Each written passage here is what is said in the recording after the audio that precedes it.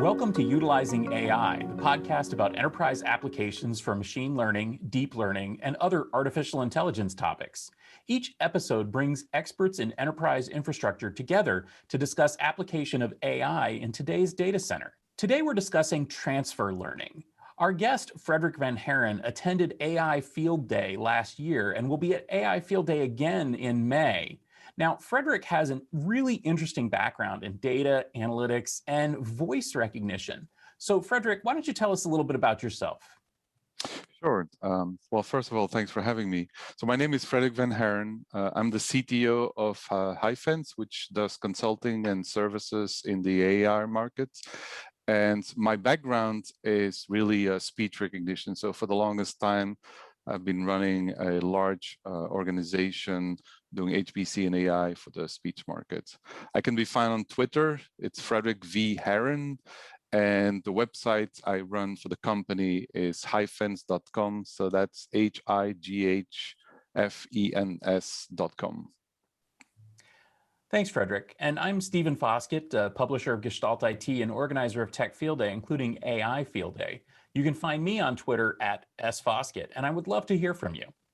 So, Frederic, one of the things that sort of piqued my interest when talking to you was this whole concept of transfer learning. This is not a subject that we've broached before on the podcast, and I think that it might be really interesting for our audience to learn more. So maybe, can you kick off just by explaining what is transfer learning? Right. So you can imagine that when you start working on AI, that there's a lot of data you need to collect and build models, and that takes a very significant amount of time, not only from resources like people, but also from a hardware perspective. So imagine that there is a complex neural network with a model, and you want to extend that model. And so the way it works is, if you would visualize a neural network, with all the neurons and all that stuff, you could cut off the tail ends and replace the tail ends with a new little or smaller neural network that you can attach to the existing one, and then you can kind of adapt the model, if you wish, with just the limited data you need in order for that particular use case. So an example of that would be, let's imagine that you have built a language model for American English. You spent millions and millions of CPU hours obtaining that model, and you would like to build a Alexa or Siri alike assistant. And so in order to do that, you need additionally a wake-up word, right? So the model needs to react or get activated once you say that particular wake-up word. So what you could do is you could take that language model, cut off the tail end, and add a little neural network that just does the wake-up keyword, wake up, and you only use some of the data in order to build your little neural network. In the end, you have a much larger utility of that model. And so the big win and advantage for enterprises is that you don't have to start from scratch. So that's why transfer learning is really interesting. I think that's really is what we need, because of course most enterprises don't have a whole team of PhDs and the ability to create their own model. Frankly, what you're describing sounds almost analogous to the switch from custom written software to shrink wrap software in enterprise, where you would, for example, buy a license for an ERP system. That doesn't mean that it's done. It doesn't mean that it's like ready to roll out, but it gives you a place to start. Is that a way to describe transfer learning? Yeah, it definitely is. I mean, it creates a level of modularity, right? So if every AI project would have to take into consideration that you have to retrain the model, has multiple issues. One, not everybody has access to the same amount of data, and as you know, collecting data is just one facet of it, right? The quality of the data and the ability to process the data. So it is really a way to jumpstart an AI project, and it also has the benefits that you can combine multiple models with transfer learning, right? So you can really get results much faster than you normally would. But I agree with your thinking behind the product. So in previous episodes, we've talked about how AI applications consist basically of three components. You've got your model, you've got your feature store, and then you've got your data. Is that really kind of analogous to what you're describing here with transfer learning? Yes, I mean, the concepts are still the same. So the only difference is that at some point you take something that you could consider as a finished model, and then you kind of restart the whole process, right? So there's still data collection, there's still feature extraction, there is still the feedback loop. So all of these components are still valid. It's just that you do it at a smaller scale and you reuse somebody else's model. So is this the model, do you think, that going forward that enterprise AI applications are going to be using, that they will be taking an existing model and then sort of applying it to a new set of data? Yes, I'm actually convinced of that. Right now, it's already happening. I think a lot of people that start working with AI, they don't start from scratch, right? If you look at public clouds like Amazon and others, they deliver already models, pre-made models for even speech recognition, right? I mean, speech recognition 10, 15 years ago was an incredibly challenging problem. Nowadays, you can go to an Amazon and have access to a pre-built language model. And if you want to add something to it or modify it or add some more training data, I mean, it's the opportunities are incredible, and I do think that also is one of the key components for the growth of AI, or the acceleration, I should say, because with transfer learning, you can save yourself a lot of time. You might not be happy with the model you get, but if you have a model that is reasonably good, with transfer learning, you can get results really fast and then rely on your loop back cycle in order to improve your new model over time, right? I mean, it's AI is all about statistics. So there's nothing is 100%. You just have to understand what you have, what you can do, and transfer learning gives you that opportunity to bootstrap any AI project. And most of the enterprises I talk to, they don't say that they want transfer learning because they don't have an understanding of transfer learning, but it's clear that transfer learning is the solution to them. Yeah, absolutely. And in your on your blog, you wrote about transfer learning, and one of the things that you say is that this concept is essentially what we all do every day. That teachers, transfer their knowledge, they transfer sort of the synthesis of what they've learned to their students. And many of those students, they may not have to learn everything from scratch. They can basically take that set of knowledge, that set of rules, that set of disciplinary learning, and then they can apply that themselves to new things. In many cases, they may not even know like where this learning came from. They just need to know that they can apply it to new information. Is that right? Right. We do the same thing every day, right? So I do like math a lot. I mean, when I started using math, and every time you learn something new, you rely on theories that have been proven before. So you take that as a given. And so once you understand and know how to work with those, that's how you can make fast progress. Same thing with the software frameworks, right? Like PyTorch and Keras. I mean, most people don't really understand what's happening underneath. There's a lot of math, there's a lot of matrix operations, with the weights and the bias and all that stuff. I mean, not everybody needs to know the details in order to be successful with AI, but it's moving fast, right? And that's what transfer learning allows you to do. Transfer learning allows you to use something that a baseline, if you wish, and then take that baseline even further with your ideas without having to reinvent the wheel, so to speak.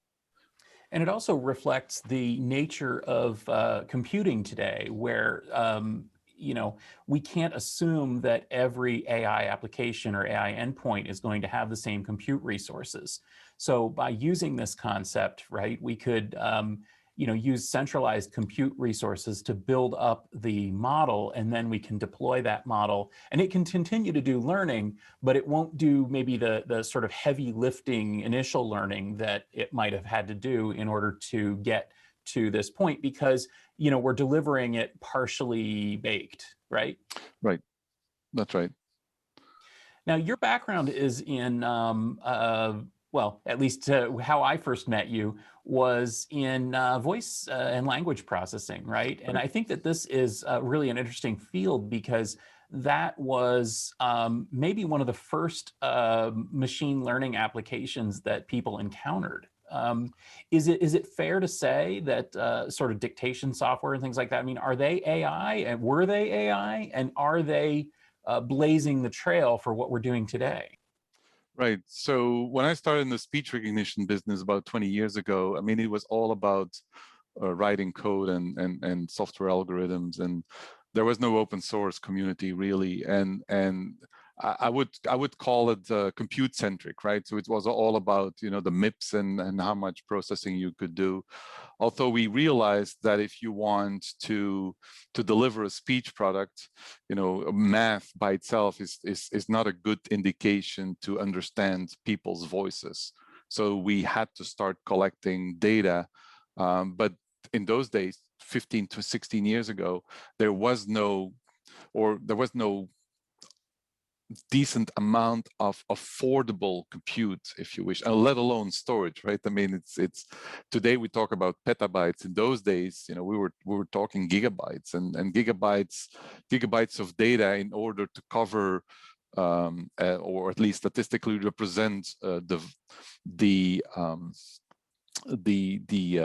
world population, the voice of the world population. I mean, it's insane if you think about it. So what we decided to do was to start collecting for particular verticals, and starting with HPC, right? So you scale everything.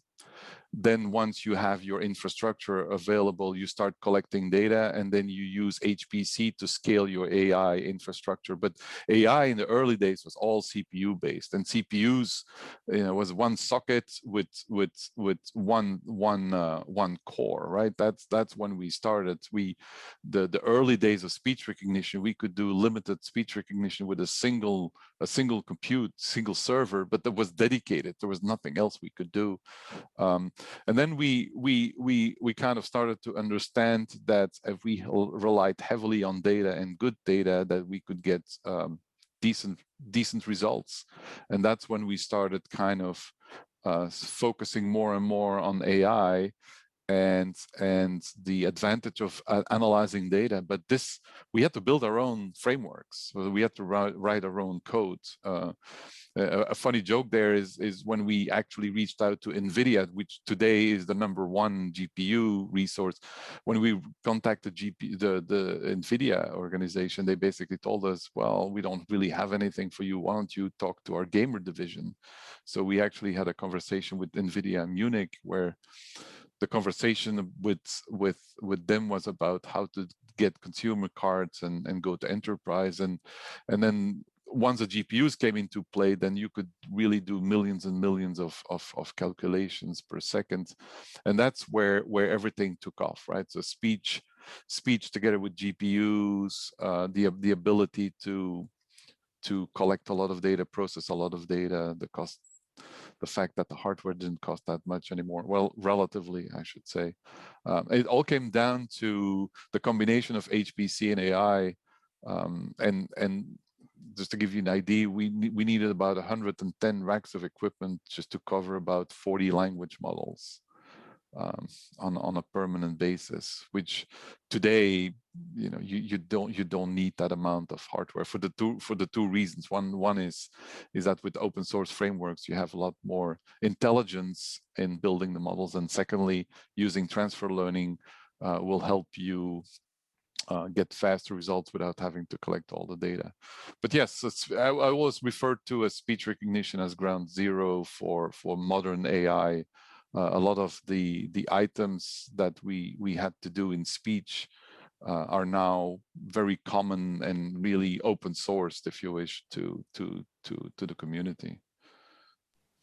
I think one of the interesting aspects there as well is that a lot of the work that you guys were doing early on was not, using basically what we would recognize as sort of deep learning today.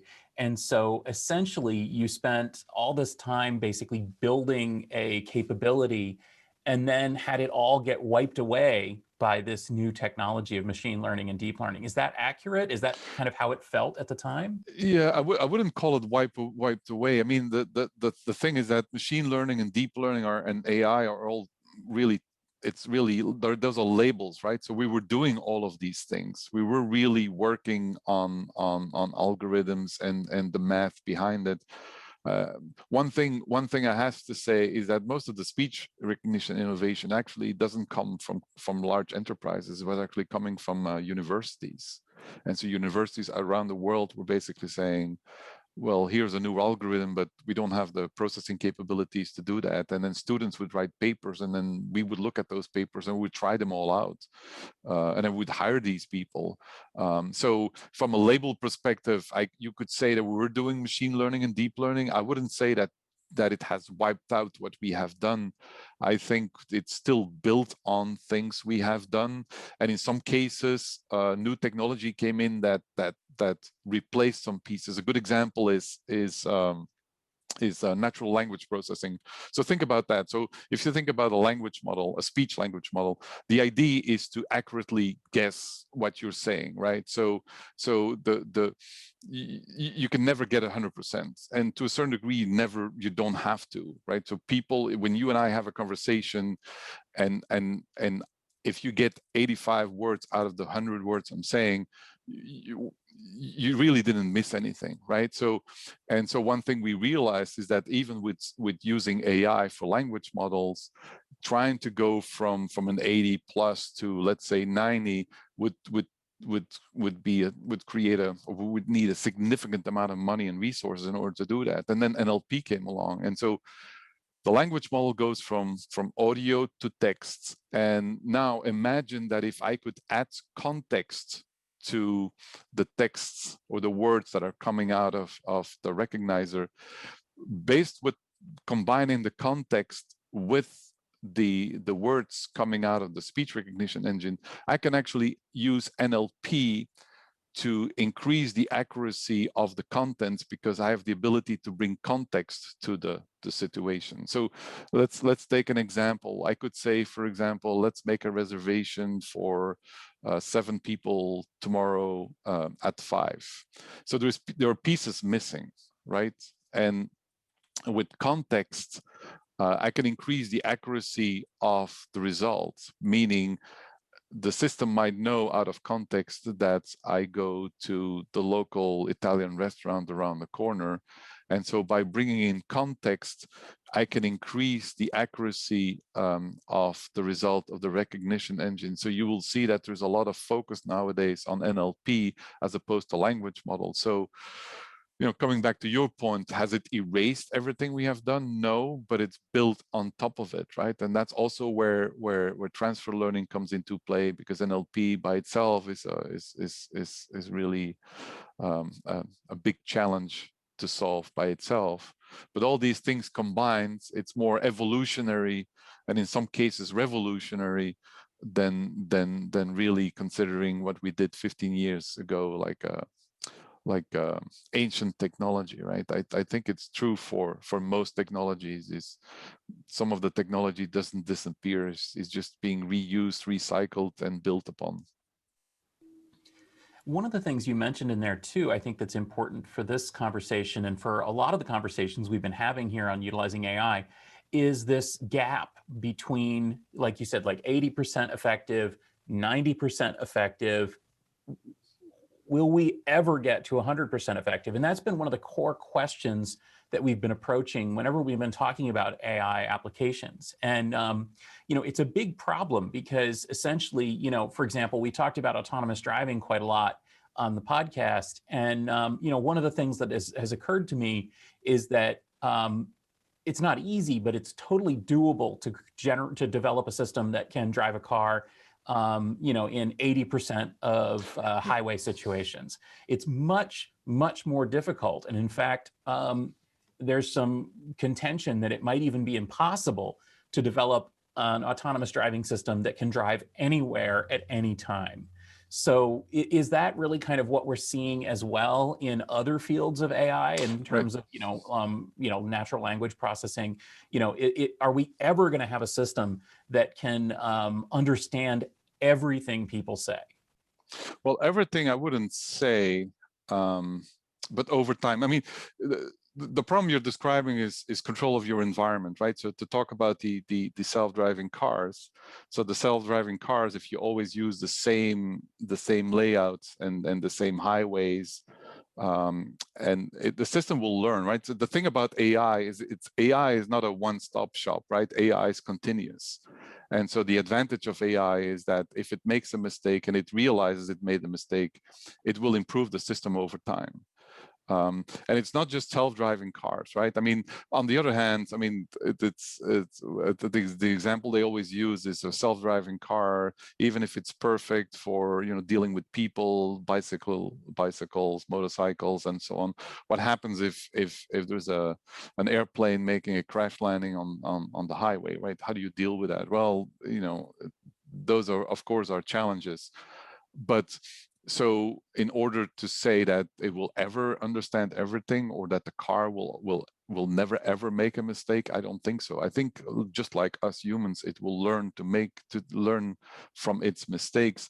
In the speech recognition world, is the same thing, right? So what we used to do, and is still being done today in the speech market, is that by controlling the environment, you can improve the model. And so an example would be, let's assume you sell a speech product to a bank, right? So, and the language model you go in with is let's call it the generic model, meaning that it's not really targeted at the customers of the bank. But if you allow to use this model to be improved by the people who use or are customers to the bank, then you can get very, very high accuracy, right? So the thing about speech recognition is you're trying to recognize a pattern. You're not necessarily trying to recognize, American English or British English. You're trying to recognize a pattern. So we at Nuance, we had a desktop application that was very popular with people that had speech disabilities. And why is that? It's because if the person that has a speech disability always says the same thing, not the way we would understand it, but consistent in the way they're saying it, you can actually train the product to recognize that as valid, right? So it's more about consistency as opposed to variety. But as long as there is variety, AI will never be perfect, but will always make an attempt at learning. And it's the learning component that actually I personally feel is more important in AI than anything else, right? I mean, it's building a language model, and it works out of the box for your environment. That's great, but does it work for other people? And if it doesn't work for other people, does it self-learn, or do you have to feed it even more data and make some changes in order to make the model work? And I think that is what is important for enterprises in AI, is not to have and say checkbox, I'm doing AI, or I have a product that is based on AI, but it's the fact that you can learn from it. And that learning never stops. I mean, it's true for us. I mean, we never stop learning. There's no time where we can say we know everything. Well, at least I don't, but Well, I do wonder, though, if this lesson is being taken to heart by some of today's AI applications, because frankly, the idea, I think learning and feedback is something that we get lip service to, but many of the AI applications that we're starting to see in the enterprise space are kind of a dead end street. In other words, the thing is trained, with data in the cloud initially, and then it's just sort of rolled out and added as a feature.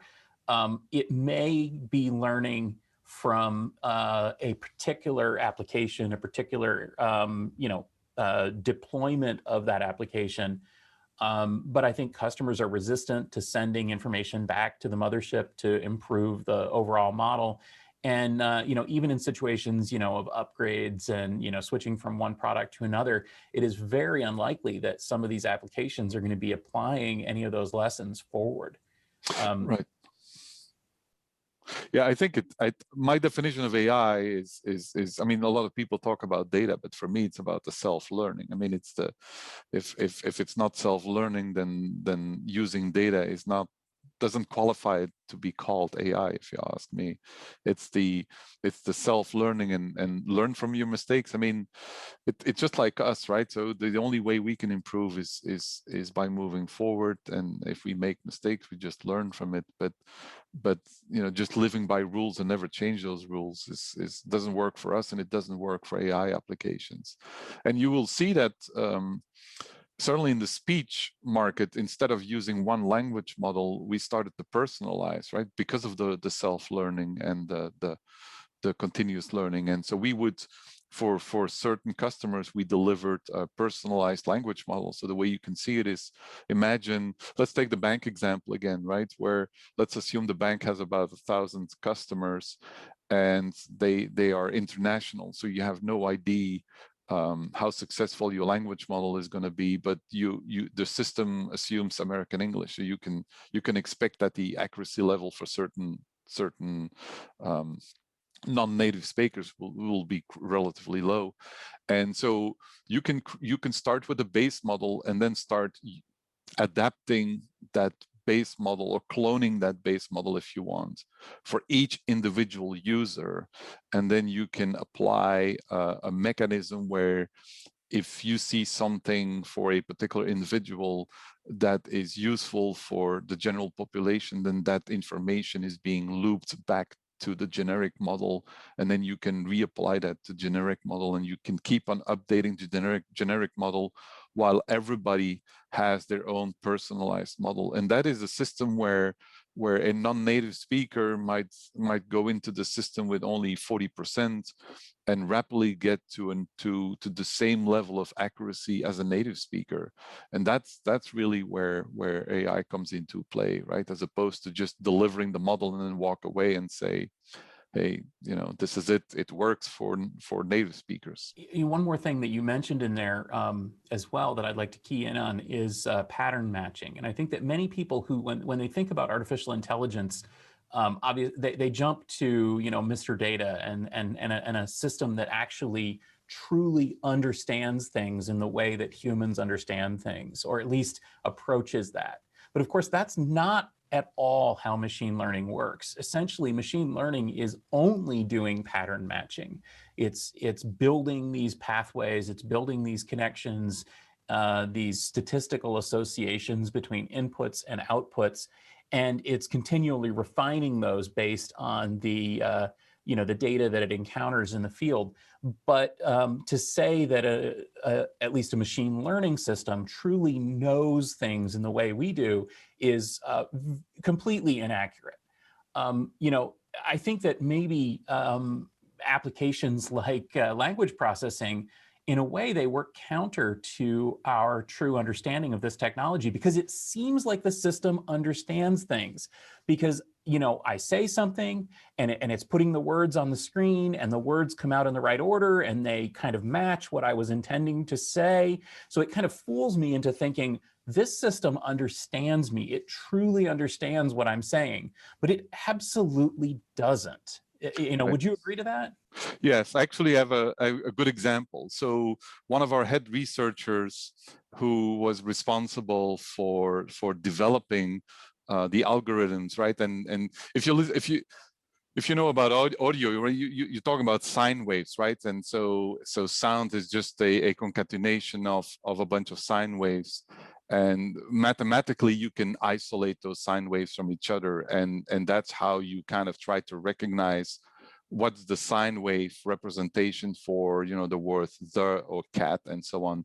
And the example I wanted to bring on is that those individuals left the speech business and went to develop a device that you install in your home, and it measures or identifies the appliances in your home, because electricity is also sine waves, and your refrigerator has a certain pattern on how it consumes electricity, it speaks and so on. And so they basically took the speech pattern recognition and applied that to electricity. So I actually have a device at home where I can monitor and see which devices in my house are consuming electricity and what it is. And because it needs to learn, I am the one that's being asked by the application saying, hey, I recognized, between 9 a.m. and 9:02 a.m. a device consumed 230 watts. I think it's a refrigerator. Can you label it? And then you label it and go back. And it's just an example on how AI and pattern recognition for speech can also be applied to similar items that are completely non-speech related, right? But all the learnings and the methodologies are all applicable. I'm a big fan of claiming that the AI market is going horizontal, right? So there's a lot of people that are saying all about the verticals. I'm a big fan of and a big advocate for saying that a lot of the AI today can be applied across the verticals, horizontally as opposed to vertical. And I think that's where most of the innovation will come into play. And that also comes back to transfer learning, where transfer learning can be very useful. Well, you've given us a lot to think about here, Frederic. Honestly, I'm going to have to chew on this for a while, but we do have to move on to the end of our podcast here. One thing that we've been doing here in season 2 of the Utilizing AI podcast is springing a few kind of open-ended questions on our guests. And I wonder if you're willing to play along with our little game. Sure. All right. So as a reminder to the audience, he has not been prepared at all for these questions. So we'll see what he comes up with. Now, we did mention self-driving cars and the challenges of creating a car that can drive anywhere, anytime. But since your background is in voice recognition, I'm going to give you the next question that I've been throwing at folks here instead. So Frederic, how long will it take for us to have a voice verbal conversational AI that can pass the Turing test and fool an average person into thinking that it's speaking with another person? I would say 4 years max. So you feel like that's coming pretty quickly now? Right. I think, well, there are 2 phases to that, right? So there's you talking to the system and the system doing a good job trying to understand what you're saying. And I think we're pretty good there as far as that technology, where the technology was a little bit lacking, which was text to speech, which is the machine talking to you, which is certainly for me, I mean, it was easy to recognize when it was a machine versus a human. But nowadays, they actually started using AI as well for text to speech, speaking to you. And I must say, I heard a demo from my ex-colleagues a few months ago, and it was very, very difficult to differentiate a human from a machine. So I would say 4 tops from a product for productization and enterprise, but it's definitely coming very, very close in the near future. Great. And I appreciate having somebody who actually knows this particular area weighing in on that, because I've been asking other folks, if you want to listen to some of the episodes, and we've gotten a wide variety of answers. So let me take you outside your field of experience. Basically the same question, except video. When will we have video-focused ML in the home that operates the same way as audio-based assistants like Siri and Alexa? In other words, when will we have cameras watching us that kind of know and can adapt to what we're doing without us even saying it? Oh, that's an interesting question. I thought in some areas this was already happening, but yeah, I don't know. I think that's because it's outside of my area. I would probably have a more pessimistic view on this. I would say, although on the other hand, maybe let's say 7 years away or so. Okay. Although, yeah, maybe, yeah, it's a pessimistic view, 7, but might. But you see it on the horizon. That's what you're saying. Yeah, I definitely see it. Yeah, I think video, audio, all of that. I mean, it's. I mean, we're smart creatures, but we're easily fooled, to be honest. So I think it's just a matter of getting close enough for us to go along. I mean, yes, All I right, think one it's more definitely question coming. then before we wrap here. Are there any specific jobs or job roles that you see being completely eliminated by AI in the next 5 years? Well, I would think more in retail and robotics. You know, people manual labor, like where cars being built being replaced by robots. So I think those are the areas that that that will be hit the hard. But I yes, and those will be hit the hard. And it obviously, you know, just to give it a positive note too, I mean, there will be new jobs being created as well, but I think the ones where labor will be replaced by AI and robots, I think those will be hit the hardest. All right. Well, thank you so much, Frederic. It's been a wonderful conversation, and I really learned a lot just from talking to you now.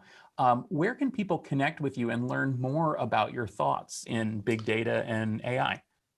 Right. So my website is probably, or the company's website is probably the easiest way. It's hyphens.com. So it's HIGHFENS.com/blog for the blog.